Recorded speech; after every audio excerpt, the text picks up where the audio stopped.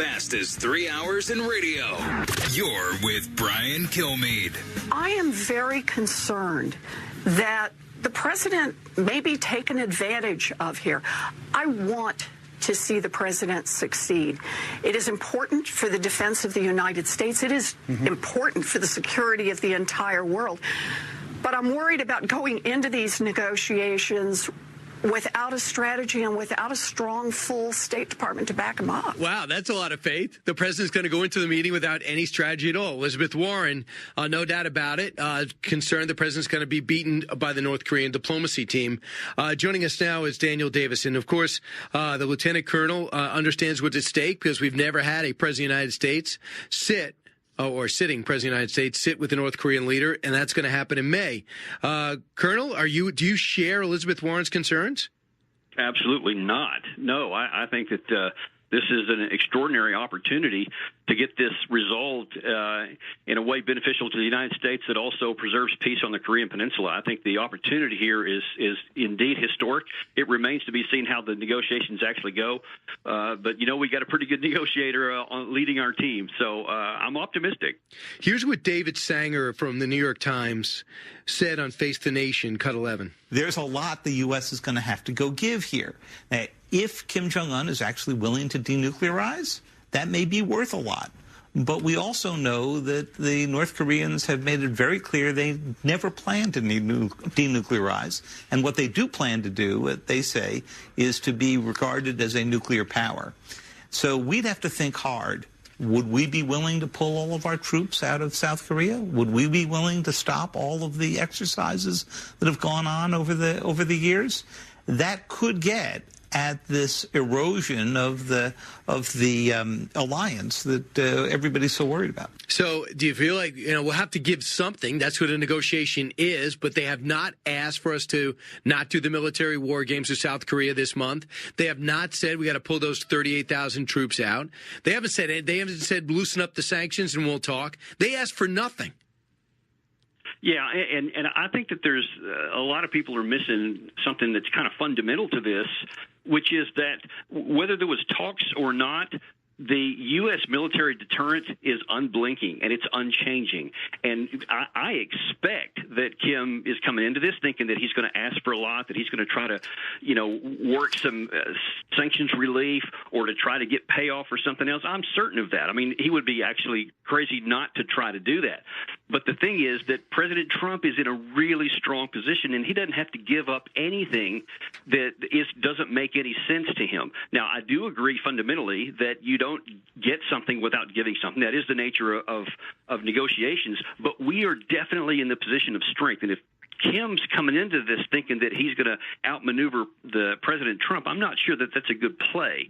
And there is one other thing I really want to point out because I think it's critical to understand here. If Kim wants to, quote, play for time and he wants to drag this out a long time, that works to his disadvantage because time is on our side. We are not under any time constraint because President Trump can keep the pressure he's got on there. He can keep the deterrent that he's got hanging over Kim's head. And if need be, he could actually crank up the pressure. There's still room to go on that. So I don't think that President Trump is at anywhere near the risk that some people seem to be thinking. Well, I tell you what's interesting is I know you spent some time in South Korea working with the South Korean military. Is that correct? That's correct, yes. So where do they stand with this? If we were to say tomorrow, we're going to pull out our troops, Japan would be very upset, and so would South Korea, correct? Even though they're pushing us for these talks. Right. At the moment, that's correct. I mean, there's been an effort to try to change the dynamics there to where the South Koreans take over command and control for their own forces, which right now is under the command of a U.S. general. And we actually want that. We want them to take a greater responsibility for their security, but we're not there right now. And I just can't imagine any circumstances where the president would just unilaterally and out of the blue pull that out because it wouldn't help us and it wouldn't help them. Wouldn't you love to see our 3 prisoners being held in North Korea released? Wouldn't you love to see the remains from the Korean War released? Wouldn't that be the type of thing that would capture a lot of people's attention? That would be, and if you're looking for something that's good for confidence building measures, I mean that's one thing North Korea can do if they want to have a good negotiation with us. That's something they could do right up front, and yeah, I would love that. Right. Here is President Trump on the stump, but talking about China. Cut 2. And I must tell you, President Xi of China has really helped us a lot. They've really helped us, and because 93% of the goods come in through China going into Korea, North Korea. They could have done more, but that's okay. I say to them, you've been great. You could do more, but they've done a lot. They've done more. China has done more for us than any other president to this point. Does China deserve that praise that the president gave him? Absolutely, they do, and I agree with that. And I think that there's other benefits that can have if we can increase our cooperation with China on a mutually beneficial basis. That leads to opportunities elsewhere, like in trade and some of these other economic issues that challenges that we still have. If we can create some effective cooperation here, then I think President Trump can translate that into other things that are very beneficial to the United States. Colonel, you served under H.R. McMaster, I understand. You also received the Bronze Star Medal for Valor on the battle, right?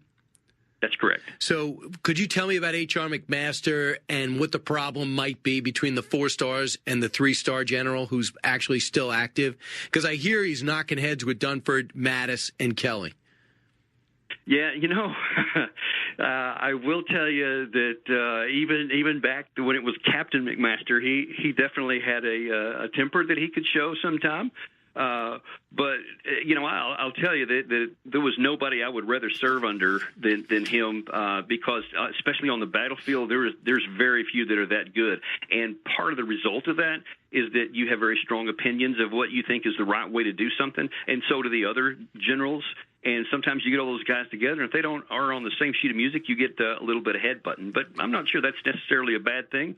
Right. We still have command and control, and we still have a chain of command, and he understands that. And when it comes to a certain extent, he'll salute and say, "Roger that." Lastly, I want to pull into your Middle East background, and I want you to hear Mike Pompeo respond to the question. We know that there's multiple cases of the Syrian government using all kinds of noxious chemicals. The latest, I believe, is napalm. Listen to Mike Pompeo on what we should do, and then I want to get your take. Cut 31. Reports of napalm being used in addition to chlorine gas attacks just outside Damascus and East Ghouta. Why doesn't the president's red line on chemical weapons apply in these cases? Margaret, the president's made very clear that he won't tolerate chemical weapons usage, and he has demonstrated his willingness to respond. In this case, the intelligence community is working diligently to verify what happened there. I've seen the pictures. You've seen the pictures as well. We have a higher standard to make sure we understand precisely what took place, precisely who did it, so that our response can meet the threat. What do you expect to happen, knowing that we already sent 57 Tomahawks over? Yeah, I did appreciate the sound here, which was a little different than before, which is, we want to take our time and we want to make sure that we know what happened. Because I'll tell you, the worst thing in the world we could do is to, be morally outraged and launch another response, and then later find out that, oh, actually that was some of the enemies of the regime faking it to make it look like it was a regime, and so we actually did their bidding, and that would be really, really bad. But the other thing I got to point out is that this is a really tough situation because the last thing we want to do is make ourselves a combatant in a civil war or worse, start one with another country. And, then you got the possibilities of running afoul of Russia, unnecessarily messing that up. So we have to look at America's vital interests first. And sometimes that means we can't do everything we want to. We have to look out for our interests before we start going into other areas where maybe it would be morally we would like to, but you just have to be careful not to make your situation worse. I hear you. Well, Colonel Davis, thanks so much. Appreciate you joining us. Thanks for your service. You bet. My pleasure, and thanks very much. You got it. 1-866-408-7669. When we come back,